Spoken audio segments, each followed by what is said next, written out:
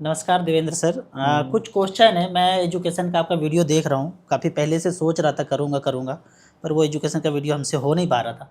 तो अभी कोशिश किए हैं और कुछ क्वेश्चन आ रहा है मेरे मन में कि आज मैं देखता हूँ कि बच्चों को कुछ पता नहीं है, पेरेंट्स को भी कुछ पता नहीं है कि उनको करना क्या चाहिए, और तरह तरह का चीज़ ट्राई करते हैं, उसमें अनसक्सेस होते हैं तो दुखी होते हैं।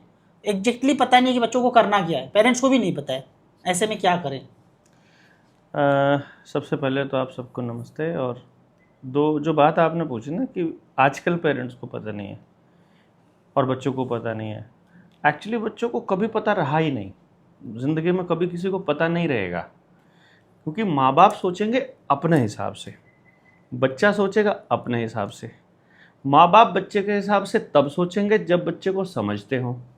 बच्चे को समझने के लिए माँ बाप के पास उतना ज्ञान होना चाहिए कि दूसरे इंसान को समझा कैसे जाता है, और बच्चे को तो समझ में कभी आएगा नहीं, क्योंकि वो तो माँ बाप से भी कम उम्र का है। तो ये सवाल एक्चुअली सही नहीं है कि बच्चे को पता नहीं है कि क्या करना है।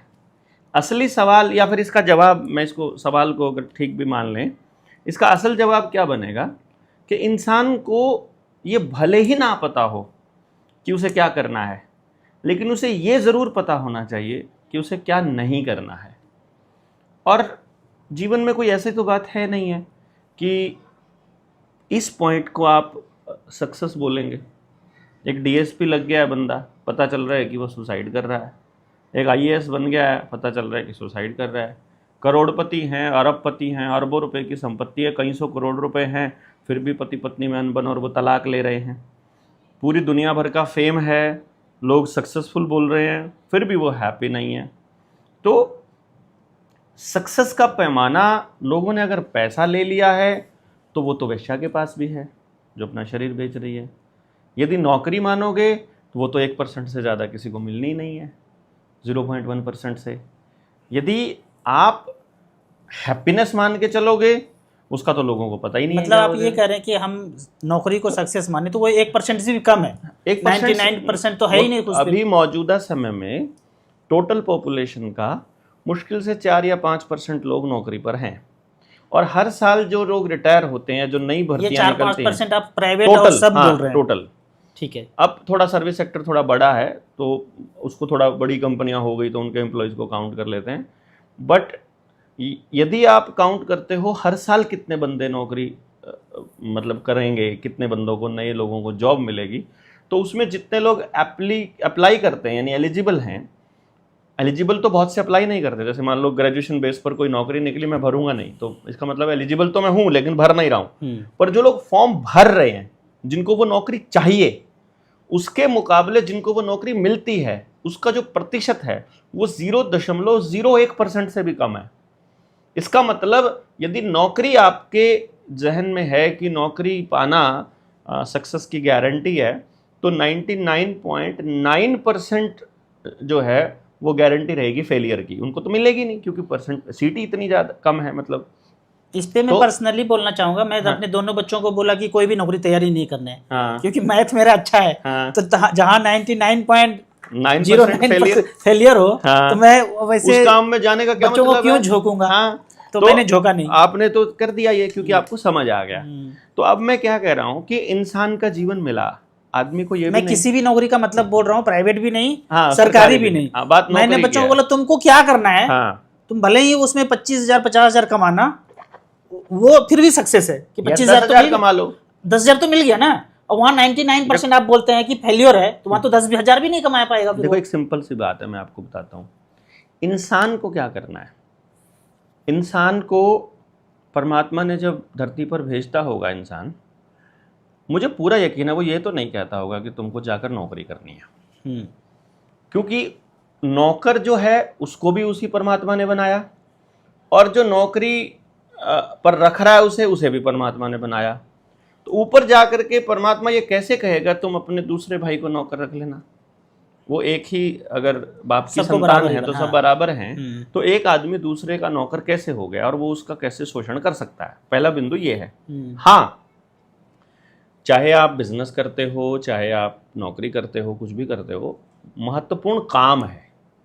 यानी काम इंपॉर्टेंट काम है, इम्पोर्टेंट है। ना कि नौकरी या बिजनेस या पैसा। काम इंपॉर्टेंट है। काम कौन सा करे? मान लो आप सुबह उठते ही आपको सर्दी लग जाए, कांपने लग जाओ, गुस्सा हो जाओ, दुखी हो जाओ, परेशान हो जाओ कि हाय अब मुझे इस नौकरी पे जाना पड़ेगा, ऐसे काम का करना क्या है? मीन्स, क्योंकि देखो 8 घंटे आप सोने पे अगर गुजार रहे हो और 2 घंटा कहीं ट्रैवलिंग या आने जाने में बिताते हो, 10 घंटे हो गए, और फिर 2 घंटे आप अपने नित्य क्रिया में गुजारते हो, 12 घंटे हो गए। तो ज़्यादातर लोग 8 से 12 घंटे काम करते हैं, यानी अपनी जिंदगी का एक बड़ा हिस्सा जागते हुए लगभग 80 से 90% हिस्सा आदमी काम के लिए डिवोट करता है, वो जो भी काम करता है। यदि वो काम करके खुश नहीं है तो इसका मतलब पूरी जिंदगी उसने दर्द और दुख में काट दी। काम करके खुश नहीं है तो इसका दूसरा मुझे लगता है फैक्टर ऐसे भी है कि फ्राइडे जो बहुत झूमने लगता है, हाँ, नाचने हाँ, लगता है, हाँ, और सैटरडे अब संडे Friday, को ऐश Saturday, करता है, इसका मतलब वो बंदा सही जगह उसका काम नहीं मतलब कर सही जगह काम नहीं कर रहा। क्योंकि काम करने वाले आदमी के लिए, जैसे मान लो हम जो काम करते हैं, मैं जो काम करता हूँ, उसमें मेरा कोई संडे नहीं पता ही होता, नहीं चलता कोई होगा संडे मंडे, कब बीत मुझे गया। पता ही नहीं होता कि आप दूसरों से पूछते होंगे आज तारीख कौन सा और- दिन है। हाँ, तारीख और दिन का पता नहीं चलता है, क्योंकि आपको कोई फर्क पड़ नहीं रहा है। आप यार जिस दिन काम नहीं कर रहे हैं उस दिन दुखी हो रहे हैं, और जब काम कर रहे हैं तो मजा आ रहा है। जो काम करने में आपको मजा आ रहा है वो करना इंपॉर्टेंट है। अब उसके दो रास्ते हैं, या तो कोई ऐसा व्यक्ति हो जो इस बात को समझना सिखाता हो कि कौन सा काम करना है वो कैसे ढूंढे, या फिर आपको बदल कर ही देखना पड़ेगा। पहले ये करवा के देख लो, ये कर। अब छोटे से उम्र है, बचपन में बच्चे को आप सब चीज़ें करा दो, क्या दिक्कत है? खाली पड़ा है बच्चा। शहर में ज़्यादातर लोग ऐसे हैं, बच्चों के पास खेलने के लिए कोई जगह नहीं होती, फिजिकल एक्टिविटी नाम का कोई चीज़ नहीं होती, वीडियो गेम और टीवी में उलझे पड़े रहते हैं। आप उनको बिना रिजल्ट की कामना किए, बिना ये सोचे कि ये बच्चे से बड़ा होकर के हमने क्या नतीजे निकलवाने हैं, आप उनको अलग अलग कामों में क्यों नहीं लगा देते हैं? भेजिए उनको अलग अलग जगह पर सीखने के लिए, माहौल देने के लिए। जस्ट ऐसे ही छोड़ दीजिए, कोई ज़रूरी नहीं है कि आपको उन बच्चों को कहना है कि तुमने ये करना है। सर मैं ये शहर का बात छोड़ देता हूँ, शहर में पॉसिबल नहीं है क्योंकि खर्चे ज़्यादा हैं, पेरेंट्स का समय नहीं है। क्या ये गांव में पॉसिबल हो सकता है कि अलग अलग काम कराया जाए? सब जगह क्या possible कराया है। जाए? हम शहर का बात नहीं ये करेंगे। सब जगह पॉसिबल है, शहर में भी पॉसिबल है और गांव में भी पॉसिबल है, क्योंकि तरह तरह के काम करने के लिए पैसों की बहुत ज़्यादा ज़रूरत नहीं रहती है। वो उस पर हम अलग से चर्चा कर सकते हैं। इम्पॉर्टेंट है क्या करें, वो अलग इशू आ जाएगा, वो तो बहुत मतलब गहराई में चला जाएगा। अभी मोटे तौर पर आप कुछ भी कि एक मान लीजिए आप खेलने के लिए एग्जाम्पल है, गांव में कोई ना कोई खिलाड़ी जरूर होगा सीनियर, आप उसकी ड्यूटी लगा सकते हैं कि आप इनको खेलना सिखाओ यार, खेल ये खेल ले प्रॉपर खेल ले, मतलब जो अपना खेल खेल रहे हैं जिसमें फिजिकल फिटनेस, स्टेमिना और उन सब चीज़ों के ऊपर काम होता हो। किसी बच्चे को गाने सुनने का बहुत शौक है तो गाना बजाना सीख सकता है, किसी बच्चे को नाचने का बहुत शौक है तो नाचना ही सीख सकता है। नृत्य मतलब इतने सारे शास्त्रीय संगीत और शास्त्रीय नाट्य कला आती हैं ज़बरदस्त तरीके से, कोई ज़रूरी थोड़ी है कि आपको वैसे ही नौटंकी करनी है हिप हॉप के टाइप का। फिर आप चित्रकला सीख सकते हैं, डिज़ाइनिंग सीख सकते हैं, कोई मैन्युफैक्चरिंग सीख सकते हैं, खेत में जा सकते हैं आप, तमाम तरह की चीज़ें हैं। बहुत से कामों में मैंने देखा है अपने बुज़ुर्गों को इस मामले में बहुत साइंटिफिक तरीके से काम करते हुए। वहाँ पर ये होता था, बुज़ुर्गों ने एक बात बोल रखी है पूरी फैमिली को या छोटे बच्चों को कि तुमको कुछ करना है। वो बोलेगा मेरा तो पढ़ाई में मन नहीं लगता है, तो ठीक है मत जाओ, तुम एक काम करो, डंगरों को ले जाओ सुबह सुबह जंगल में और शाम को लेके आओ। अब वो जाके हफ्ता भर में कहता है मुझे ये भी नहीं करना है, तो क्या करना है फिर? तुम बताओ क्या करना है? करना पड़ेगा कुछ ना कुछ, ये नहीं है कि नहीं। मतलब जब जिस जगह पर जाकर आपका मन ये करे हाँ इस काम में मजा आ रहा है, वो कर लो, क्या दिक्कत है? तुमको खेलने में मजा आ रहा है तो खेलना ही प्रॉपर सीखना चालू कर दो ना, खेलना ही शुरू कर दो। मीन्स एक तो ये तरीका है कि बाय ऑब्जर्वेशन, बाय एक्सपेरिमेंटिंग, नए तरह तरह की चीजें करके देखो और जहां पे फील होता है उसको कर लो। उससे कैसे पैसा कमाना है, उससे कैसे घर चलाना है, उससे कैसे जीवन चलेगा, उससे कैसे मतलब आगे आप बढ़ोगे, ये माँ बाप का काम है माहौल देना। कि भाई बच्चे को पसंद है बोलना, तो उसको प्लेटफॉर्म कैसे अरेंज करना है, बोलने वाली जगह कैसे जाना है, स्टोरी टेलिंग में जाना है कि भाषण डिक्लेमेशन में जाना है, क्विज कॉम्पिटिशन्स में जाना है, किसी को रिप्रेजेंट करने जाना है, बोलने के बहुत सारे काम है, ट्रेनर का काम है, ट्रेनिंग के काम है कंपनियों में, पता नहीं दुनिया ध्यान में। जिस बच्चे को जो पसंद है बैठ कर करना, बैठ के, नेचर पसंद है, नेचर में, कंक्रीट के जंगल पसंद है, वहाँ जहाँ जिसको जो पसंद है और उसको उस दिशा में लेके जाया जा सकता है।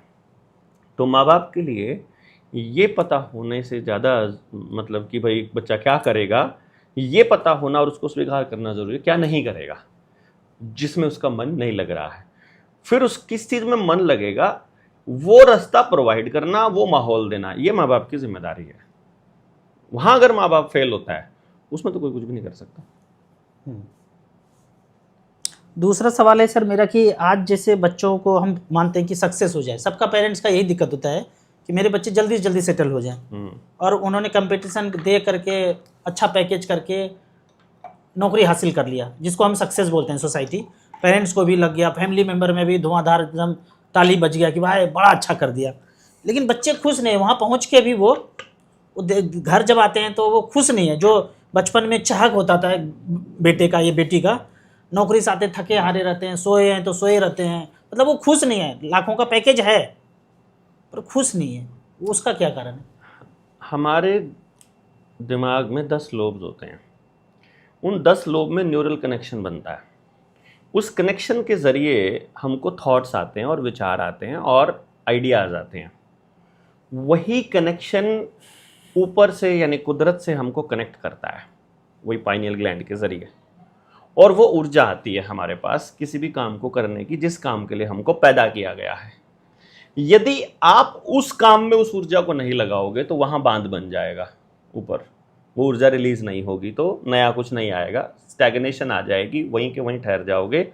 तो वो जो ऊर्जा आ रही है उसका निकलना बहुत ज़रूरी है। तो बच्चे को उसी दिशा में काम करना इम्पॉर्टेंट है जिस दिशा में काम करने के लिए परमात्मा ने उसे बनाया है। अगर उसको फिजिकल वर्क करने के लिए बनाया है तो वो रिक्शा चला के भी खुश रह लेगा, लेकिन उसको फिजिकल वर्क करने के लिए नहीं बनाया है तो वो खेल कर भी दुखी हो जाएगा। अगर उसको फिजिकल वर्क करने के लिए नहीं बनाया है तो वो रिक्शा चलाना दूर की बात है, खेल कर भी दुखी होगा। वो कहेगा मुझे खेलने नहीं जाना है। मतलब खेल तो यार एंजॉयमेंट का साधन होना चाहिए, बट लेकिन वो भी नहीं करेगा क्योंकि वो फिजिकल का वहाँ पे 8 लोग जो है नहीं है, वहाँ पे एनर्जी पुंज ज्यादा नहीं है, वो नहीं है उसके पास, तो वो खर्च कहाँ करेगा जो उसके पास है ही नहीं कुछ। मीन्स जो ऊर्जा आ रही है, जिस काम के लिए कुदरत ने पैदा किया है, उसी काम पर बच्चे को लगाना ये सबसे इम्पॉर्टेंट है। और जब वो वही काम करेगा, उसी तरह के काम करेगा जिस तरह के काम के लिए कुदरत ने उसको बनाया है, तो खुश रहेगा। ऐसा थोड़ी होगा कि आपके पास आप कहोगे यार मजबूरी है, मेरे पास तो सिर्फ शीशा ही था, तो शीशे का आप गाड़ी का टायर कैसे बना लोगे, रिम कैसे बना लोगे? शीशे से तो आप शीशे का ही चीज बनाया जा सकता है। तो बच्चे को परमात्मा ने लकड़ी बनकर पैदा हुआ है, वो लोहा है, वो फौलाद है, एल्यूमिनियम है, सोना है, चांदी है, बॉक्साइट, मतलब वो कांच है, रबड़ है, कागज है। मतलब ये समझें कि 8 लोग जो है, हाँ, कांच का भरमार है, वो अलग, तांबा का भरमार है, हाँ, चांदी का भरमार है, तो उसी चीज का उसी चीज से बनेगा, उसी का यूज होगा, उसका वही यूज होना है। अगर गेम का एनर्जी पूंज है तो गेम में जा सकता है। गेम में जिसके पास गेम की एनर्जी होगी उसके पास खेत में काम करने की भी होगी, उसके पास दौड़ने की भी होगी, उसके पास रिक्शा चलाने की भी होगी, उसके पास कसी चलाने की भी होगी, उसके पास दंड बैठक मारने की भी होगी, उसके पास वो हर वो काम होगा। यानी वो क्षत्रिय पैदा हुआ है, सिंपल उसको ऐसे बोल सकते हो। और किसी के पास म्यूजिकल का एनर्जी पुंज ज्यादा है तब, हाँ, तब वो म्यूजिकल का है तो संगीत से जुड़ी चीजें करेगा वो। अब संगीत में भी कितने सारे ऑप्शंस है, आप संगीत बनाना सीखो, आप संगीत बजाना सीखो, आप गाना सीखो, आप संगीत के इंस्ट्रूमेंट बनाना सीखो, आप संगीत की एग्जीबिशंस करना सीखो, आप संगीत के सामान की दुकान खोलकर बेचना चालू कर दो, आप संगीत को रिपेयर करना चालू कर दो, आप संगीत की एकेडमी खोल लो, आप संगीत को सिखाओ दूसरों को, और कितनी सारी चीज़ें हो सकती हैं। मतलब ये तो थोड़ी चीज़ें बताई मैंने अब। अच्छा, किसी बच्चे जैसे मेरी बेटी है, वो 2-3 लैंग्वेज जान रही है, तो इसका मतलब उसके खोपड़ी में जो है कौन सा एनर्जी पुंज ज़्यादा है? जो मैं सोचता हूँ कोरियन कैसे देख रही है, पिक्चर देख रही है, समझ भी रही है, वो कभी कोई जाना नहीं कोरियन लैंग्वेज, और उनके खोपड़ी में क्या है? फिर देखो जिन बच्चों का म्यूजिकल इंटेलिजेंस, जिनका लिंग्विस्टिक हाई होता है, उनका मोस्ट ऑफ द केसेस में म्यूजिकल भी हाई होता है, वो गाने सुनने का भी शौक होगा उसको खूब, ठीक है। तो ऐसे बच्चों के लिए बेस्ट क्या रहता है, अगर उनकी आवाज़ सही है तो उनका सिंगिंग का प्रोफेशन या संगीत में उनको डालना बहुत ज़रूरी है ऐसे बच्चों को, क्योंकि वो संगीत को समझें, संगीत को समझें। समझते तो वो ऑलरेडी हैं, कुदरत ने उनको दिया हुआ है, जहाँ अच्छा संगीत नहीं होगा वहाँ वो नहीं देखेंगे। फिर उस संगीत को अगर वो सोचो जो चीज़ दूसरे की बनाई हुई वही इतनी खुशी दे रही है, सोचो अगर वो बच्चा खुद बनाएगा तो कितना मज़ा आएगा उसको। मतलब इतना एक कैलकुलेशन करने की बात है कि उस बच्चे को यदि उस चीज़ का एक्सपोजर अपने हाथ से बनाना आ जाए तो उसका खुशी का ठिकाना नहीं रहेगा, वो बेस्ट हो जाएगा। तो मल्टीपल लैंग्वेज अगर सीख रही है तो बहुत अच्छी राइटर होते हैं ऐसे बच्चे, बहुत अच्छे स्टोरी टेलर होते हैं ऐसे बच्चे, बहुत सारे अच्छे ट्रांसलेटर्स होते हैं ऐसे बच्चे, बहुत सारे काम करने के लिए उनके पास टैलेंट होता है। तो बात सर यहाँ पे आके फंस जाता है पेच कि अब बच्चों के खोपड़ी में 8 लोग आपने बताया, जो जहाँ पे एनर्जी है वो उस काम के लिए बनाए, पता कैसे चले पेरेंट्स को? वो पेरेंट्स तो जानना चाहते हैं कि हमें पता चल जाए, हम इसी डायरेक्शन में भेजना शुरू कर दें। 2 रास्ते हैं इसके, काम नहीं करना है, मेहनत नहीं करनी है, सीधा कोई आए और बता दे तो मैं इसी काम को करता हूँ बेसिकली। मेरा एक बच्चे के बारे में बताने की जो फीस है वो 1.5 लाख रुपया है और 2 साल की वेटिंग। मतलब अब मान लीजिए आपने 1.5 लाख फी लिया, हाँ, बताया और सक्सेस नहीं हुआ उस रास्ते पे, तो 1.5 लाख रुपया रिफंड करेंगे आप? देखो मान लो बच्चे की उम्र है 15 साल, मैं आपके बच्चे के बारे में आपसे एक भी सवाल नहीं पूछूंगा, बिना कोई सवाल पूछे मैं उसके पूरे 15 साल एक्सप्लेन करूंगा। ठीक है। यदि वो 100% सही है तो मुझे आगे का भी पता है, तब मैं गाइड करूंगा। वो गाइड करके उसको माहौल देना माँ बाप का काम है। माहौल नहीं दिया तो मेरी गलती नहीं है। माहौल दिया तो आप कितना परसेंटेज मानते हैं कि सक्सेस करेगा? अभी तक का जो मेरा सक्सेस का जो रेट रहा है वो 100% रहा है।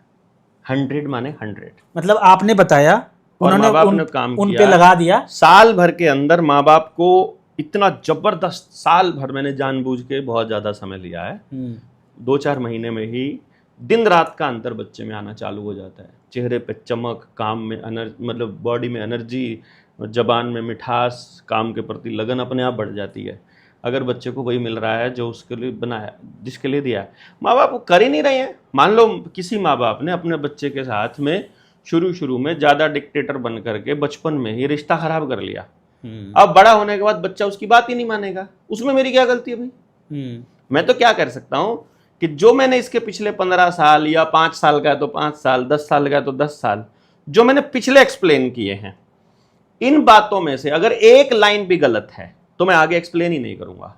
अपने पैसे लो और जाओ, 20,000 छोड़ के बाकी सारा पैसा मान लो रिश्ता खराब हो गया, फिर भी ऐसे पेरेंट्स दुखी हैं और आपके पास आए, तो आप उनको क्या बोलेंगे कि कैसे फिर सुधारा जाए? देखो आमतौर पे जो रिश्ता खराब हो गया है, अगर वो माँ बाप ऐसा मान चुके हैं तो इसका मतलब ये माना जाएगा कि बच्चों की उम्र 14 साल से ऊपर हो चुकी है। ठीक है। क्योंकि माँ बाप मतलब जब थकता है ना, 14 साल के बाद ही थकता है कि जाओ तुम्हें जो मानते तो हो नहीं हो तुम। उस केस में बच्चा खुद समझने के लिए तैयार है, इसका मतलब फिर बच्चे की भी करूंगा साथ में काउंसलिंग। बच्चा तो ऐसे बच्चे आपके पास आए होंगे जो पेरेंट्स को जाने तो भाड़ में, और बच्चा को आपने बताया और बच्चा करना शुरू कर दिया? खुद ही कर देते हैं। ऐसे कितने बच्चे आपके पास है कि बच्चे ही आपका बात माने और पेरेंट्स को तो बहुत बात समझ में भी नहीं आता है, और बच्चे को मजा आ रहा है? माँ बाप जो यहाँ तक आ जाता है, क्योंकि देखो 2 चीजें मैंने रखी हुई हैं इसमें ना, कि 1.5 लाख रुपया आमतौर पे माँ बाप ना कैलकुलेशन करता है, 2-3 कैलकुलेशन करता है। एक तो ये कि यार मेरे से ज्यादा ये बच्चे के बारे में कैसे बता देगा, ठीक, ये कैसे जानता है, वही फंस जाते हैं। ठीक है। दूसरा ज्ञान उनका आड़े आता है कि 1.5 लाख इतने ज्यादा फीस है। अगर पेरेंट्स को ये सब पता था तो क्या आपको ये पता है कि खोपड़ी में 8 लोब होता है और यहाँ एनर्जी नहीं, मैं आपको और इससे आगे बताता हूँ। जैसे माँ बाप ये कैलकुलेशन नहीं करता है, किसी का बच्चा मान लो 10वीं में है, 1 साल में ना नॉर्मल फीस है 1 लाख रुपया बच्चे पे पढ़ाई हुआ है, बिल्कुल नॉर्मल 10वीं तक 13 साल पढ़ा। छोटे शहर में भी है इतना? छोटे शहर की बात कर रहा हूँ, बड़े बाकी तो बड़ी नहीं, मैं मिनिमम की बात कर रहा हूँ। नर्सरी, LKG, UKG ये 3 साल, फिर पहली आती है, यानी कि 10वीं तक वो 13 साल स्कूल में गया बच्चा। 13 से 15 लाख रुपया उसका 10वीं तक लग जाता है। बिल्कुल। 15 लाख रुपए लगाने के बाद भी माँ बाप को क्या टेंशन रहती है कि अब क्या करें, आउटपुट सेटिस्फैक्टरी नहीं, अब क्या करें, मतलब तब भी सवाल है। तो स्कूल वालों ने 15 लाख नाली में डाल दिया। अब मैं कह रहा हूं मेरे पास 3 साल की उम्र में ले आओ, तो आपके बच्चे को 8 साल की उम्र तक तो जिंदगी में पता चल जाएगा करना क्या है। अब बच्चे को आपको ये बात ही पता चली जब आपका बच्चा 8 साल का या 18 साल का हो गया है, तो जो खराब हो चुका वो बता दूंगा, आगे कम से कम नहीं होगा खराब। आगे का रास्ता सही मैं कौन सा ये वो बता जानना दूंगा। चाह रहा हूँ कि ऐसे कितने बच्चे पेरेंट्स आपके पास आए कि रिश्ता खराब हो चुका और फिर बच्चों को आपने बताया और फिर वो सेट हो गया देखो मेरा जिंदगी? मेरा जो अभी तक का जो टोटल जो बच्चे जो मेरी फ्रेंचाइजी थी, 65 फ्रेंचाइजी थी पूरे ऑल ओवर इंडिया में, जब मैंने समाज के लिए काम करना शुरू किया तो मैंने वो बंद कर दी थी। उन फ्रेंचाइजीज़ का और मेरा टोटल मिला के आज करीब करीब 19,000 बच्चा टोटल हमने एनालाइज किया है अब तक। उसमें से 2-4 हज़ार बच्चा तो मैंने भी किया ही होगा, मतलब उसमें से ज़्यादा ही किया है मैंने, तो रिसर्च पर्पज़ से तो और ज़्यादा किया था शुरुआत में ही। पहला 10,000 बच्चा तो हमने इसी काम पे लिया था, सिर्फ रिसर्च पर्पज़ से ही लिया था, जिसमें मेरी एक्यूरेसी 100% थी। और उसमें से करीब करीब ज़्यादा नहीं कहूँगा तो 10-12% बच्चे ऐसे रहे होंगे जो खुद आए मेरे पास, माँ बाप को वही लेकर के आए और जिन्होंने अपने जीवन में उस रास्ते को अपनाया, and now they are more than happy. अभी तालकटोरा में तो एक लड़की, तो हमने दिखाया भी था कि माँ बाप ने कॉमर्स उसको दिला रखी थी, and now she writes name artist with her name. तो अब उसकी एक एक पेंटिंग 35,000, 50,000, 60, वो तो आपने देखी भी होगी वहाँ पे लगा रखा था। अब सोचो एक बच्चा अगर मेहनत करके अपना मस्ती में है वो पूरा दिन, और उससे जो बन रहा है, जो उसकी पेंटिंग बनी है, वो अपनी पेंटिंग की कीमत 1 लाख लगा के बेच रही है। मैंने ऐसे बच्चे भी देखे हैं जो मेरा 9वीं क्लास का बच्चा था, उसकी एक पेंटिंग 1 लाख रुपए में बिकी थी। ऐसे बच्चे भी देखे हैं जिसने 7-10वीं तक जो आज तक बनाया था, वैसे ही शौक में उसी से उसने 8-10 लाख रुपया कमा के अपनी मेयो कॉलेज जो अजमेर में है उसकी फ़ीस भर ली थी। ढेर सारे बच्चे, मतलब मैं आई कांट रिमेंबर, अगर मुझे आप पहले बताते तो मैं अपनी लिस्ट में से उनके वो एग्जैक्ट नंबर बता देता कि 750 हैं कि 270 हैं कि 105 है कि 10 हैं, कि भाई कितने लोग ऐसे आए। बट देर आर नंबर, जो बहुत से लोग हैं जिनकी ज़िंदगी, मतलब बच्चों की ज़िंदगी जिन्होंने अपने आप को पलट लिया। पर मेरे सामने आज तक एक भी माँ बाप ऐसा नहीं आया है जिसने मेरी बात मानी हो और उसने मुझे ये कहा हो कि भाई आपने जो कहा था वो गलत था। बल्कि कई बार ऐसा हुआ, जैसे मैं जब माँ बाप की काउंसलिंग करता हूँ तो मैं रिकॉर्ड करता हूँ उसको और माँ बाप को उसकी रिकॉर्डिंग देता हूँ। तो जब पेरेंट्स उसको सुनना चाहते हैं दोबारा से या नहीं सुनते हैं, मान लो घर गए और ठीक है भाई हमने तो काउंसलिंग करानी थी, हो गई बात खत्म, नहीं कुछ नहीं किया, मान लो 3 साल बाद उनको कोई दिक्कत आई अपने बच्चे को लेकर के, उन्होंने फ़ोन किया मुझे कि बलारा जी ये दिक्कत आ रही है, तो मैं उनको ये बोलूँगा आपने वो ऑडियो सुनी दोबारा? बोलेंगे नहीं। मैं कहा एक बार वो सुनो और देखो आज वाली प्रॉब्लम के बारे में मैंने बोला हुआ है क्या। तो वो जब उस ऑडियो को सुन रहे हैं तो उनका दोबारा कॉल आता है, मिल गया जी सोल्यूशन, आपने उसी टाइम बता रखा है। मीन्स आई नो कि इस बच्चे के साथ और इस पेरेंट्स के साथ आपस में इनका क्या प्रॉब्लम आएगा, तो वो सोल्यूशन मैं उनको पहले से ही दे देता हूँ कि आपको यहाँ पर ये करना है। और जब उनको सोल्यूशन मिल ही गया है फिर ज़रूरत क्या है, तब उनको रियलाइज़ होता है। कई बार कई पेरेंट्स ने अपने बच्चों पे काम करना काउंसलिंग के 3 साल बाद शुरू किया, कई बार 5 साल बाद शुरू किया, कई लोगों ने यहाँ जाते ही शुरू कर दिया, और जिसने जाते ही शुरू कर दिया 6 महीने में उनके बच्चों के अंदर दिन रात का अंतर अभी पता चल गया ना कि किधर किस डायरेक्शन में जाना है। मेरी जो धर्मपत्नी है वो NLP पे काम करती है, न्यूरो लिंग्विस्टिक प्रोग्रामिंग पे, अबैकस पे, विजुअलाइजेशन, मेमोरी पे। तो मैंने कुछ बच्चों को रेफ़र किया कि वहाँ एक बार डाल के देखो। अब मेरे उसके पास आने वाला 3री क्लास का बच्चा 10वीं क्लास के बच्चों के साथ कॉम्पीट कर रहा है वहाँ पे अपने स्कूल में, और वो हैरान है कि ये कैसे कर रहा है। इसके अंदर ही नेचुरल टैलेंट था, हमने सिर्फ उसको बाहर निकाला, बस खाली माहौल स्कूल दिया। का भी कर रहा है और अपने मनपसंद का काम भी कर रहा है, खुश भी स्कूल है। का तो कुछ काम ही नहीं उसके सामने। स्कूल का तो जहाँ बाकी बच्चे आधा घंटा लगाते हैं उसको मतलब 2 मिनट लगते हैं करने में, स्कूल वाला तो कोई काम ही नहीं है यार। एक बच्चा जो 75 सवाल 3 मिनट में करता हो, ऐसे बच्चों के लिए स्कूल के 20 सवाल क्या मायने रखते होते हैं। मिनट 2 मिनट का काम होता है, हो गया, ऐसा होता है। तो बच्चे को मज़ा आता है करने में जब वो वही काम करता है जिसके लिए बना है। और अभी तक बहुत पेरेंट आए हैं जो इस मिशन पे आगे बढ़े। बहुत सारे प्लेटफॉर्म पे मैं आपको ये, जैसे कि आपने ये डिस्कस किया ना कि बच्चों के लोब में जो एनर्जी पुंज है, न्यूरॉन्स है, उसके हिसाब से काम कर रहे हैं, पर ऐसा तो अभी कोई एजुकेशन सिस्टम दिख नहीं रहा है कि बच्चों के हिसाब से काम हो। वो तो स्कूल में जो स्ट्रक्चर है सब जगह धड़ल्ले से वही पढ़ाया जा रहा है। तो हम ये कहते हैं कि हम, मेरे पास 8-10 बच्चे हैं जो मुझे मानते हैं, मैंने बोल दिया स्कूल नहीं भेजना है, वो नहीं भेज रहे हैं, तो नहीं भेज रहे हैं और ट्यूशन पढ़ा रहे हैं, स्कूल नहीं भेज रहे हैं। अभी सामने अमित हैं, इनके भी बच्चे हैं, तो अभी स्कूल नहीं भेजेंगे, तो आप भी कहते हैं कि नहीं भेजो क्योंकि उस सिस्टम में कुछ है ही नहीं, तो करें क्या? चलो नहीं भेज रहे हैं, 10 बच्चे हैं हमारे पास नहीं भेज रहे हैं, हम उनको क्या पढ़ाएं अभी? अब देखो राजू भाई, मैंने कभी नहीं कहा कि स्कूल मत भेजो, मैंने कभी भी नहीं कहा आज तक। बड़े क्लास को जिस तरह से कुरीति चल रहा है, मैंने कभी नहीं कहा। अच्छा, और ना ही आपको कहना चाहिए। कभी किसी माँ बाप को ये मत कहो कि तुम स्कूल मत भेजो।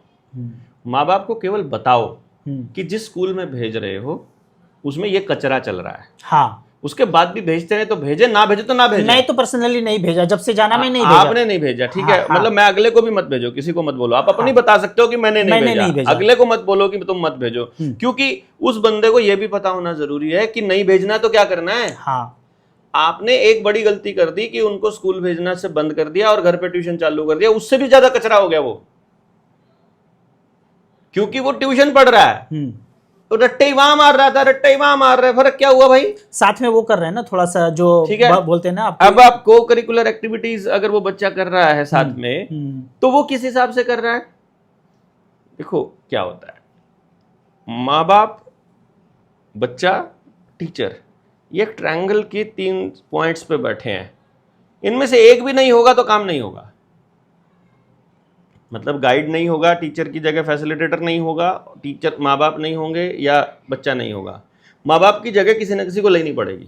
माँ बाप की भी स्पेस, वो जो उसको सुरक्षा की जिम्मेदारी। अच्छा, एक जो संदर्भ में थोड़ा सा रुकूंगा, ये जो संदर्भ था ना कि नहीं भेजना है, नहीं भेजना है, क्योंकि बहुत ज़्यादा षड्यंत्र चल रहा था स्कूल में ये लगाने का, तो मरने से बचने के लिए हम रोक रहे थे, क्योंकि बच्चा रहे, वो ठीक है, वो ठीक है, वही एंगल था, वो भी ठीक है। हाँ। नहीं देखो, बाकी सारे एंगल भी ठीक है, ये नहीं भेज रहे वो भी ठीक है, पर आप ये देखो कि सोशलाइज कब हो रहा है? वो नहीं हो रहा। फिर आदमी सामाजिक प्राणी है। आदमी अगर अपनी उम्र के लोगों के बीच नहीं रहेगा तो ग्रो नहीं कर पाएगा। स्कूल का एक बड़ा काम है उसको अपनी उम्र के बच्चों के बीच में रख के उसको ग्रो कराने में हेल्प करना, उसको डिसीजन मेकिंग में मदद करना। तो भले ही सरकारी स्कूल में भेज दो, भले ही किसी भी ऐसी जगह भेज दो जहां 20-50 बच्चे इकट्ठे खेलते हों, लड़ते हों, रूठते हों, मनाते हों, वो प्रोसेस में शामिल होना बड़ा जरूरी है। पर अभी तो ये जो दौर चल रहा है ना, मारधाड़ एक्शन से भरपूर, क्योंकि मैं तो सोसाइटी में बच्चों से पूछते रहता हूँ, आया था क्या देने के लिए? बोलता हाँ देखे क्या? तो एक बच्ची बोलती कि हमने नहीं लिया अंकल, आपने बोला था, याद था मुझे। हाँ। तुमने नहीं लिया, अपने दोस्तों को नहीं बचाया, लड़ना चाहिए, तो वो कुछ नहीं बोल पाई। नहीं तो बोल अभी कुछ मुझे लगता है 1-2 साल कुछ चल रहा है। मैं तो कह रहा हूँ कि 20-50 पेरेंट मिलके अपना एक स्कूल खोलें। अब जो जैसे मैंने बोला था कि जिसको मेरे से काउंसलिंग करानी है वो मेरे से करा ले, जिसके पास पैसे हैं और जिसको रेडीमेड सोल्यूशन चाहिए। जो रेडीमेड सोल्यूशन नहीं चाहिए और जो खुद सीखना चाहता है, पहले वो ट्रेनिंग 10.5 लाख रुपए लेता था मैं, जब मेरा फ्रेंचाइजी मॉडल था सिखाने का। अब मैंने वो पब्लिक के लिए फ्री कर दिया। आपके प्ले लिस्ट में एक मेरी, हाँ, मेरे नीडर इंडिया चैनल के प्ले लिस्ट में teacher basic training, teaching, parenting and education, 11 घंटे का एक वीडियो, 11 घंटे का एक वीडियो, 11.25 घंटे का, 10 घंटे 50 मिनट के आसपास का।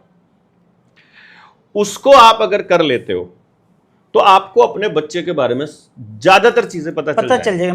मैं कर रहा हूँ तो मुझे पता चल रहा है कि मेरा बच्चा कैसा है, किस कैटेगरी में है और क्या करना चाहिए था बचपन में। जो सर ने मैं बहुत रोया हूँ वीडियो देख करके कि मैंने बहुत गलती की है यार, क्या सी मैं पहले देखा होता तो वो सब गलती मैं करता नहीं। और जलते बोलते ना रिश्ता खराब हो जाना, वो हो चुका है, लेकिन अब शायद और बच्चों का बच जाए तो भी सही मोड़ पे है कि अभी से सुधरना, अभी सुधर जा, सुधरना, मैं सुधरना, बच्चे सही हैं, हमें नहीं पता है कुछ, हमें नहीं पता है कुछ, तो थोड़ा सा बदलाव है, जो बदलाव हो सकता है। बहुत लोग जब सेमिनार से जाते हैं बताते हैं कि हम घर जाके खूब रोए, बच्चों को गले लग के हमने उनसे माफ़ी मांगी कि हमसे बड़ी गलती हो रखी है। बड़े इमोशनल पार्ट आते हैं जब लोगों को समझ में आता है कि कितनी बड़ी भारी गलती कर रहे हैं वो माँ बाप अपनी परवरिश में, और स्कूल में कितना किलिंग वाला काम चल रहा है उनके साथ में। तो माँ बाप को, हर एक माँ बाप को, माँ को भी और बाप को भी, दोनों को वो ट्रेनिंग आनी चाहिए। मतलब वो इतना मास्टरपीस चीज़ है, मुझे भी नहीं पता परमात्मा ने वो मेरी ज़बान से कैसे कहलवाया उस दौर में। 2017-18 की बात है वो, मतलब आज से समझो 8 साल पहले मैं उन सब चीज़ों को कंसोलिडेट करके और मैं लगातार बोले ही जा रहा हूँ, सुबह से लेकर शाम तक। आप देख रहे हो मैं चल रहा हूँ उस एरिया में और बोल रहा हूँ और एक एक चीज़ को एक्सप्लेन करके डिटेल में बता रहा हूँ। आई डोंट नो वो कैसे हुआ। बाद में नहीं बोल पाया मैं वैसा, मतलब मैं आपको बताऊं, उसके बाद मैंने ट्रेनिंग करने की कोशिश की पर मैं वो ट्रेनिंग नहीं कर पाया जो मैंने वो करी। तो इसलिए मैंने उसको संभाल के रखा और पब्लिक को दिया कि ये कर लो तुम। और उसको मैं एक और बताता हूँ उस ट्रेनिंग की खासियत। अभी आपने कितनी बार सुना उसको? एक बार मैं पूरा सुन चुका हूँ। एक बार सुना है, अब उसको लिख रहे हो आप। अब दोबारा से सुनूंगा तो लिखूंगा, क्योंकि मैं पूरा एक बार समझना चाह रहा था कि क्या है। अब समझ गए वो मुझे अब आप, अरे नहीं आया, मैं यही बता रहा हूँ। हाँ, अभी उसको लिखोगे कुछ और समझ आएगा। बिल्कुल बिल्कुल। जब उसको तीसरी बार लिखोगे कुछ और समझ आएगा, जब चौथी बार करोगे कुछ और आएगा। मैं आपको ये मतलब उसको जितनी बार सुनोगे, मैं बुद्ध वाणी, महावीर वाणी और अष्टावक्र गीता ओशो जी के द्वारा बोला गया 150 एपिसोड है। हाँ, पेड वर्जन में हाँ, यूट्यूब पे पड़ा हुआ है। उनको मैं 3-3 बार सुना हूँ, तीसरी बार चल रहा है। हाँ, तो जितनी बार सुनता हूँ उतनी बार हम बदल रहे हैं, तो थॉट भी बदल रहा है। तो आप जैसे बोल रहे हैं ना कि आपका बस जब दूसरा बार देखूंगा ना कुछ और ही आएगा, तो अनुभव उसमें अलग चीजें समझ आएंगी। तो मैं उसको देख रहा हूँ कि वो इतना मास्टरपीस बना, और जो माँ बाप समय लगा सकते हैं उसको सुनो, बल्कि सुनो क्या, उसको तो कर ही डालो। मतलब अच्छा, मैं ना, मुझे जो लोग जानते हैं, मैं चैलेंज देता हूँ कि आप देखो 10 घंटा 11 घंटा वीडियो देखने के बाद आपको अगर महसूस हो कि ये तो टाइम वेस्ट हो गया, तो मैं 10,000 रुपया हारूंगा। मुझे मैसेज करना, मेल करना कि राजू ये क्या बकवास बता दिया और 11 घंटा मेरा टाइम वेस्ट हो गया। तो मैं कुछ 5 सवाल पूछूंगा कि आपने देखा है या नहीं देखा, इसे तो नहीं वहां रख दिया 11 घंटा पूरा कर दिया और 10,000 रुपया के लिए फोन नहीं आता है। मैं 5 क्वेश्चन पूछूंगा और आपने जवाब दे दिया तो मैं 10,000 रुपया हारूंगा कि हाँ सच में आपका वो टाइम वेस्ट हो गया। मुझे लगता है कि फोन करके आप मुझे 10,000 दोगे अपने आप कि राजू ये तो जीवन चेंज वाला चीज था। मैं 10,000 रुपया कर रहा हूँ, फिर मैं स्कैनर भेज दूंगा। या तो आप भेजना स्कैनर या तो मैं भेजूंगा। आप देखना, मैं लिंक डाल दूंगा, देखना, फ्री में अवेलेबल है। जैसा कि सर बताते हैं कि भाई हमसे मिलने आओगे तो 1.5 लाख रुपया लेंगे। मैं देख रहा था गिफ्ट में चांदी का सिक्का मिलता है सर को, वो 1.5 लाख रुपया सिक्के के रूप में दिए हैं। तो आप सिक्का नहीं, 1 किलो चांदी है, 1 किलो चांदी हमारे को उसमें देखे। हमने तो वो जेएसएम में भी, मतलब अभी जेएसएम के काम में पीछे उसका पूरा नहीं हुआ था, तो मैंने बोल दिया है कि भाई ये तुम उसको दे देना, उसका खर्चा चल रहा, खर्चा हो जाएगा। मेरे को तो क्या चांदी सोने में मेरा कोई इंटरेस्ट है नहीं। हाँ। वो खोपड़ी में चांदी सोना वाला एनर्जी पुंज है नहीं। इनको है कि एजुकेशन में ही करते रहने, करते उसमें मजा आता है। तो खोपड़ी में वो एनर्जी पुंज जिनको होगा वो संभाल कर रखेंगे सोना चांदी। सर के पास है ही नहीं वो, तो किसी को भी पास भी चले जाए। वो जो 1.5 लाख रुपया बोल रहे हैं ना, तो आपको महसूस होगा कि ऐसा नहीं कि हम लालची हैं, आपको ऐसा चीज मिलेगा। और ये पैसा सोसाइटी में सर की तरफ से मुझे किसी ने नहीं बोला, मुझे किसी ने आज तक नहीं बोला कि आपने पैसा ज्यादा लिया है, मतलब कभी भी नहीं बोला। एक पुलिस वाला आया था मेरे पास कभी किसी टाइम में, तब मेरी फीस 80,000 रुपये या 60 ऐसी कुछ होती थी, मतलब उस दौर में। तब मेरे पास आया था और 6 महीने के बाद उसने अपने बच्चे पे कोई काम किया नहीं। 6 महीने के बाद उसने मुझे मैसेज किया, बच्चे में कोई फर्क नहीं पड़ा, मुझे मेरे पैसे वापस चाहिए। मैंने कहा तब तो आप फीडबैक फॉर्म में लिख कर गए थे कि अच्छा है और बहुत चीज़ें समझ आ गई, अब मैं करूँगा। तो मुझे लगता है आपके पास समय नहीं रहा होगा इस दौरान। भाभी जी से मेरी बात कराओ, मैंने उनसे पूछा तो उन्होंने कहा जी ये तो कभी घर में आते ही रात को लेट हैं तो टाइम लगाते ही नहीं बच्चे के ऊपर, तो बच्चा तब तक बड़ा हो गया।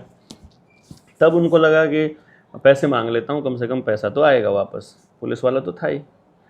तो मैंने कहा ठीक है आप ले जाओ, मैंने उसको पैसा वापस कर दिया।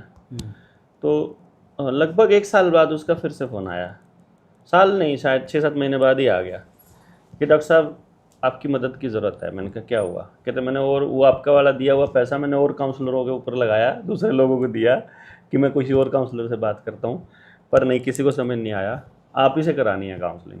अब समय मिल गया होगा उनको थोड़ा सा। तो हाँ, तो मैंने बोला कि करानी है। तो तब मेरी फीस 1,20,000 हो चुकी थी जब उसका दोबारा फ़ोन आया। तो मैंने उसे बोला भाई जी अब तो फीस 1,20,000 हो चुकी है। बोला मैं 1,20 दूंगा। तब उसने बोला, मैंने कहा आपका 1,20 नहीं लगेगा, आपके 240 लगेंगे हम्म। अगर आपको चाहिए, क्योंकि ये वो अगर वेस्टेज थी, वो जो बेइज्जती आप करके गए, ये लिख कर, ये कह करके कि मुझे कोई फ़र्क नहीं पड़ा, आपने नहीं किया था, तो आपका उसका हर्जाना देना पड़ेगा 1,20,000। 1,20,000 मेरी फ़ीस है, 1,20,000 हर्जाना है, वो मैं समाज पे लगाऊंगा। तो उसने कहा कि उसने फ़ीस दी मुझे, 240 दिया, मुझे याद है, 240 दे के आया यहाँ, यहीं पे वो आया, बैठा, मैंने पेन ड्राइव लाए हो, वो नीचे से गाड़ी से पेन ड्राइव लाया निकाल के, मैंने उसकी ऑडियो रिकॉर्डिंग जो कर रखी थी, वो तो पहली बार मैं ऑडियो नहीं लेके गया था वो रिकॉर्डिंग, जब वो दूसरी बार में आया, मैंने वो ऑडियो रिकॉर्डिंग उसमें डाल के उसको दे दिया। मैं कहा ये सुन लो, काउंसलिंग इसको सुन लो, हाँ। इसमें अगर आज की प्रॉब्लम का सोल्यूशन नहीं है तो दोबारा आ जाना, कोई दिक्कत नहीं है। वो लेके गया, वापस नहीं आया वापस। उसको पता लग गया। मैं ये इसलिए केस बता रहा हूँ कि किसी को आज तक ये लगा ही नहीं कि ये चीज़ ऐसी है, और इसीलिए मैं सबको ऑफर करता हूँ माँ बाप को कि अपॉइंटमेंट की फ़ीस लूँगा एडवांस में, यदि आपको लगे कि कोई फ़ायदा नहीं हुआ, फीडबैक फॉर्म में लिखो और 20,000 छोड़कर बाकी पैसा वापस ले जाओ, जाते टाइम ही ले जाओ, मतलब काउंसलिंग के बाद। पैसे के लिए मैं काम नहीं करता हूँ, मेरा असली का, मेरा तो क्या है, मेरी तो ज़्यादातर कमाई मतलब मेरा तो सारा जीवन जो है वो यदि मेरा जीवन देखोगे बहुत सिंपल सा जीवन है, मैं कोई ज़्यादा हाई फाई तरीके से जीता नहीं हूँ, और जबकि मैं जी सकता हूँ, I don't need any one basically. अगर देखा जाए ना, तो मेरे पास लंबी लिस्ट है जो वेटिंग में है अपॉइंटमेंट के लिए, पर मैंने लिमिट रखी है। मैंने परमात्मा से प्रॉमिस किया था कि मैं इस विद्या से अपने लिए कभी प्रॉपर्टी, ज़मीन, मकान, दुकान कुछ भी नहीं खरीदूंगा। अभी रेंट पे ही है? ये रेंट पे ही हूँ, तो मतलब मैं कभी कुछ नहीं खरीदूंगा। बस मेरी ज़बान से किसी बच्चे का गलत दिशा में ना बता दूँ, बस इतना सा आशीर्वाद बनाए रखना कि बच्चे को गलत दिशा ना दी जाए किसी को। तो उसका ये बेनिफिट हो रहा है कि मेरी ज़बान से जो निकल गया, यदि वो सत्य नहीं है तो सत्य हो जाता है। मतलब ये इतना बड़ा मतलब प्रताप है इस तप का, इस तपस्या का, जो मैंने कि इस पैसे को, धन दौलत को छोड़ा है, उसका फ़ायदा ये हो रहा है कि जो मेरी ज़बान से निकल रहा है उस बच्चे के बारे में वही सत्य है। मतलब आज तक नहीं था ना, आगे माँ बाप देखेगा वही सत्य मिलेगा उसे। तो मतलब वो एक बड़ी चीज़, मतलब मैं परमात्मा की कृपा इस पे मानता हूँ कि आप लोग भी उस ट्रेनिंग को करोगे ना तो आपको लगेगा कि जैसे परमात्मा की कृपा आपके घर बरस रही है। इतनी अल्टीमेट चीज़ है वो, तो करना चाहिए। मुझे लगता है माँ बाप को इतना तो सीखना ही चाहिए कि अपने बच्चों के लिए क्या कर सकते हैं। देखो माँ बाप सब कुछ करना चाहता है, उसे पता ही नहीं है करें क्या। उसका प्रॉब्लम क्या है कि उसे मालूम ही नहीं है। वो स्कूल में मास्टर जी के पास भेज करके बोल देता है जी आपको पैसा दे दिया है, आपको फीस दे दी है, आप जानो और ये बच्चा जाने। ऐसे थोड़ी होता है। आपका मैं एक सुन रहा था कि एक फैक्ट्री है, 3-4 मालिक थे और खुश नहीं थे ज़िंदगी में, कि बोल रहे हैं आपको डॉक्टर साहब सब कुछ है, अरबों खरबों का तो चल रहा है सब कुछ, लेकिन कि जो है कुछ मज़ा नहीं आ रहा है। तो आपने बोला कि कुछ लिखो हाँ, पर्सनल लिखो। वो तो हमारे क्या था कहानी? हाँ, एक मिनिस्टर का ही रिश्तेदार था, नाम तो नहीं ले सकता मैं। तो वो बता रहा था कि 60 साल हो गई है उम्र, बड़ा एम्पायर खड़ा कर लिया है, ये नहीं पता कितने एम्प्लॉय काम करते हैं, डेली का कितने लाखों का खर्चा है, कुछ भी नहीं पता है। पर ज़िंदगी में वो मज़ा नहीं आ रहा है जो चेहरे पर आपके सुकून है, जो शांति है, जो मज़ा है, जो फील है ना जो चेहरे पे, फिर वो नहीं। मतलब जैसे मुझे किसी चीज़ की जल्दी नहीं है, मुझे कुछ हासिल नहीं करना, किसी को साबित नहीं करना, किसी से सर्टिफिकेट नहीं लेना, किसी से बेइज्जती नहीं फील करता, मैं किसी से इज्जत फील नहीं करता, मेरे को कोई लेना देना नहीं। दुनिया में कोई कुछ भी करे, कुछ भी कहे, कोई फ़र्क नहीं पड़ता। और अपने काम में अपने काम में मस्त कर रहे हैं पूरा दिन। अभी आप देखोगे मेरी गाड़ी दिन में मिनिमम 400 किलोमीटर और कभी कभी 700 किलोमीटर डेली का पर डे चलता है, रन करता है। क्योंकि अपना यहाँ से महेंद्रगढ़ वगैरह का जो इलाका है वो 350 किलोमीटर के आसपास पड़ता है, जब किसी गाँव में जाना पड़ जाए तो नॉर्मल है। मतलब इतना डेली, मतलब मैं अप डाउन जैसा कर देता हूँ वो चलना। फिर कहीं भी आपने देखा होगा मध्य प्रदेश, राजस्थान, गुजरात हम लोग जा रहे हैं ट्रेनिंग करने के लिए, पूरा भारत भ्रमण कर लिया हमने, मुंबई, महाराष्ट्र, सब जगह। तो इतना सब करने के बावजूद भी ये नहीं है कि उसके किए हुए का फल मुझे चाहिए। वो केवल तब पॉसिबल है जब आप अंदर से खुश होते हैं। जब बच्चा आपका अंदर से खुश होगा ना तो उसे पता चलेगा कि भाई 400 ग्राम से ऊपर आप अनाज नहीं खा सकते, 5 मीटर से ऊपर का कपड़ा आपके लिए वेस्टेज है, 5 मीटर से ऊपर का कपड़ा वेस्टेज है, आपको अगले 5 मीटर ही चाहिए, मतलब दूसरा कपड़ा उसके लिए, ठीक है। सोने के लिए आपको 6x3 की ही जगह चाहिए, इससे ज़्यादा की जगह में आपके लिए वेस्टेज है, बिल्कुल, ठीक है ना। बाकी तो कितना ही अंपायर कर लो, मतलब नहीं तो आपने फिर रहना उनको आपने क्या बताया जो फैक्ट्री के ओनर थे, और वो ये तो बच्चों का बात हुआ, अब बड़ों का बात हो रहा है कि हम कितना भी धुन के कमा लें और चल रहे हैं, सब कुछ अच्छा चल रहा है, पैसा बरस रहा है, पर अंदर से खुश नहीं है। तो सर ने उनको क्या बताया और कैसे जैसे क्या वो हुआ? बेटी है ना, जो आपने थोड़ी देर पहले बताया था बेटी के बारे में, वो 3-4 लैंग्वेज सीख रही है, तो उसके लिए 2 चीज़ें इंपॉर्टेंट है। उसको आपको किताब देनी चाहिए रेगुलरली, वो नॉवल लेके आएगी अपने आप, नॉवल पढ़ेगी, वो पक्का पढ़ती है, हाँ, पक्का पढ़ेगी, नहीं पढ़ेगी तो उसको अच्छा ही नहीं लगेगा।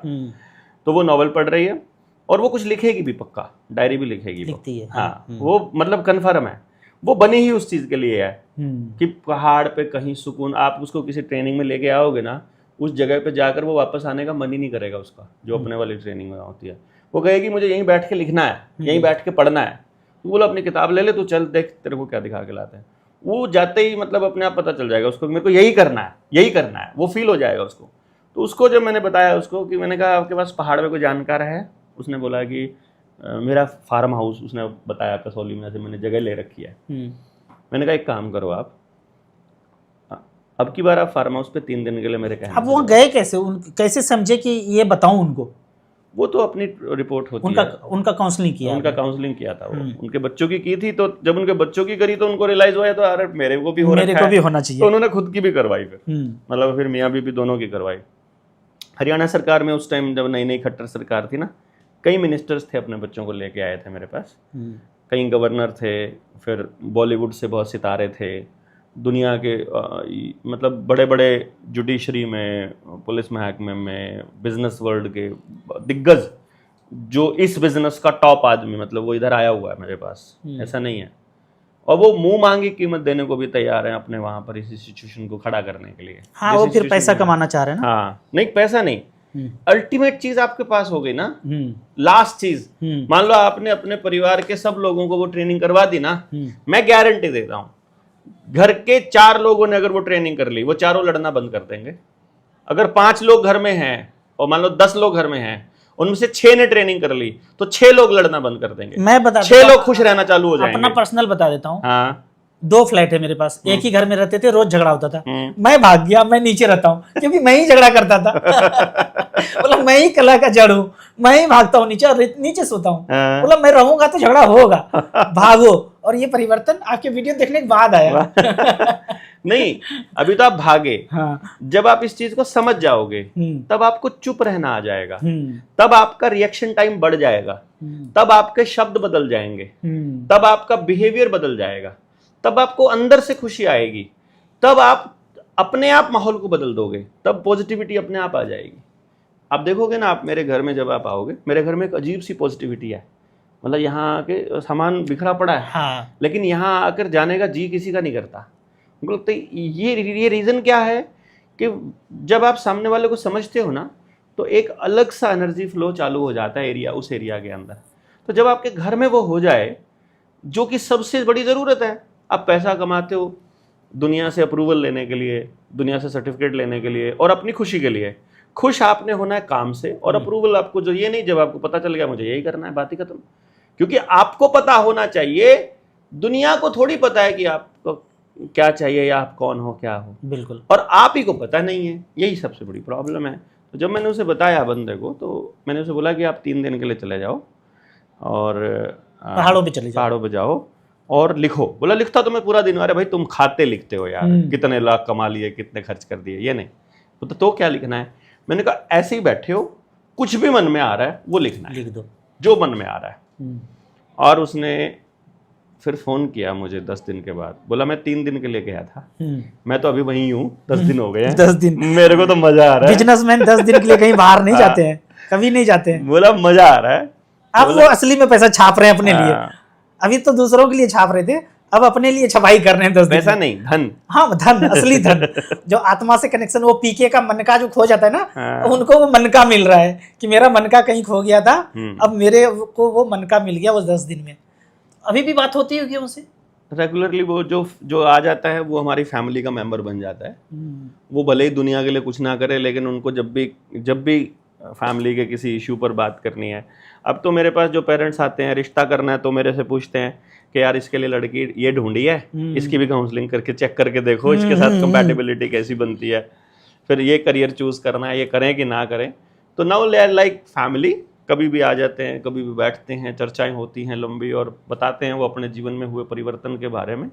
तो बहुत अच्छा लगता है। मैंने इसको बिजनेस बनाना नहीं था, इसलिए मैं कभी उनके रिव्यूज या उनके मैं वो नहीं कभी देता। कभी भी मैं आपसे public कोई के अंदर। ईमेल आईडी पूछूं कि इस पे हमारे दर्शक जो व्यूअर्स हमें चाहते हैं आपको कांटेक्ट करें, फोन पे तो आप बिजी रहते हैं, लेकिन ईमेल आईडी कोई ऐसा हो जिसको हम एक तो डिस्प्ले कर व्हाट्सएप सकें। नंबर तो है 951817, इस पे व्हाट्सएप करके बच्चों के लिए जो भी जानकारी लेना और खुद चाहते के हैं वो लिए ले। हाँ, करना चाहिए और मेल counseling एक बार।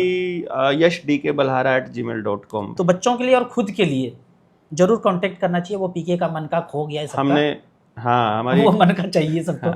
और गांव से भाग करके सब लोग चल रहे हैं अपने गांव को बचाने के लिए। हमारी एक किताब है उलगुलान, इसको भी मतलब आप रिकमेंड कर सकते हैं कि अपने गांव को समझने के लिए ये जो किताब है ना, ये बहुत यूनिक सी किताब हमने बनाई है। बहुत थोड़े से मतलब जिसको पढ़ने का शौक नहीं है ना, उसको भी मजा आता है इसको पढ़ना। आपने पढ़ी है? मैं पढ़ा था, जो गांव का बात इसमें लिखा है ना, मेरे तो आंसू छलक गए क्योंकि गांव पहुंच गया और मतलब हृदय पूर्वक इनको पढ़ना पड़ेगा।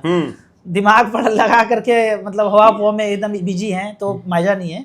जब दिमाग लगा दिल से पढ़ेंगे ना, इसको पढ़ेंगे मजा आएगा। और ये बड़ी बात है, काम की चीज है, अलग चीज, बहुत बढ़िया किताब है। और अभी हम बहुत सिंप्लीफाई करके रुपए वाली किताब को भी लिख रहे हैं। आने वाले समय में नया जो ये आप स्वदेशीहट.com पे जाके ऑनलाइन कर सकते हैं। ऑर्डर होना चाहिए एक अस्त्र शस्त्र जो है ना, इसमें बहुत सारी चीज हैं, आपके हाथ में होना चाहिए। एक आप लूट की व्यवस्था के विरुद्ध उलगुलान। तो जितना तरह का कुरीति आप देख रहे हैं ना, इसमें कुछ समाधान है। तो जरूर ये किताब आपके पास होना चाहिए। तो थैंक यू सर। जो लोग भी मिलना चाहेंगे, पर्सनल अपॉइंटमेंट लेना चाहेंगे, तो ईमेल आईडी और मोबाइल पे कांटेक्ट कर सकते हैं। हाँ, बाकी अपनी ट्रेनिंग हो रही है 10, 11, 12 सितंबर 2026 में जुलाना के अग्रसेन धर्मशाला, महाराजा अग्रसेन धर्मशाला है जुलाना में, वहाँ हो रही है 10, 11, 12 सितंबर। हाँ, उसमें 10 और 11 तारीख को तो लोन वाले मसले पर चर्चा होगी, 11 तारीख को दोपहर तक, और दोपहर बाद हम लोग फिर व्यवस्था परिवर्तन पर बात करेंगे। ठीक है, आपका बहुत बहुत धन्यवाद। जी धन्यवाद, थैंक यू जी, नमस्ते।